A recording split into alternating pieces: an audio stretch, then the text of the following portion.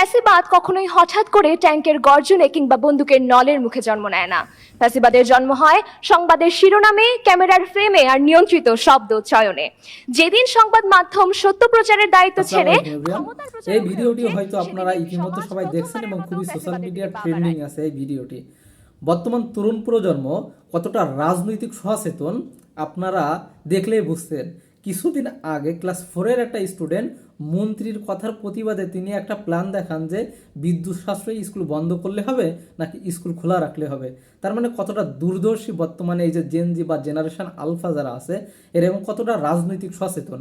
সুতরাং বর্তমান সরকার যদি মনে করে যে তারা আবার ওই যে ফ্যাসিবাদ 2.0 কায়েম করবে বা সোশ্যাল মিডিয়া নিয়ন্ত্রণ করবে, আরে ভাই সোশ্যাল মিডিয়া স্বয়ং ইসরায়েল এবং আমেরিকা তারা কন্ট্রোল করতে পারে নাই, যে কারণে তারা এখন বিশ্বের কাছে মুখ থুবড়ে পড়ছে।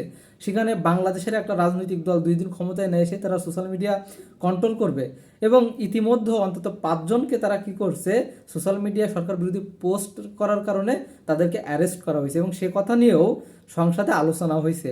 সুতরাং বর্তমান বাংলাদেশে এই সরকার যদি খুব দ্রুত এসে এইসব কার্যক্রম করে বা এইভাবে চলতে থাকে, তাহলে হয়তোবা সে হাদির কথাই সত্য হবে যে বিএনপি ক্ষমতায় 2 বছরে থাকতে পারবে না, বা তাদের সংসদে যে পিটায় আসবে জনগণ। হাদি যে কথা বলছিল, হাদি কিন্তু খুবই দূরদর্শী একজন পলিটিক্যাল লিডার ছিল। নির্বাচন নিয়ে যা বলছে তাই হয়েছে। সুতরাং সামনে সে যে ভবিষ্যৎবাণী করছিল সেটাও ঘটার একটা অদূর সম্ভাবনা রয়েছে, কারণ বর্তমান প্রজন্ম এই যে জেনজি যাদেরকে বলা হয়েছে যে একটা মারে একটা পড়ে কিন্তু আর একটা সামনে এসে যায়। সুতরাং আমি বলবো বর্তমান সরকারকে যে আপনারা আরও সচেতন হন, বা আজকে রিজভী সাহেব যেমন বলছে যে জনগণের চাহিদা অনুযায়ী কি করা হয়েছে, যে জ্বালানির তেলের দাম বাড়ানো হয়েছে। সো আমি বলবো আপনারা আরও সচেতন হন, সচেতন হয়ে কথা বলুন এবং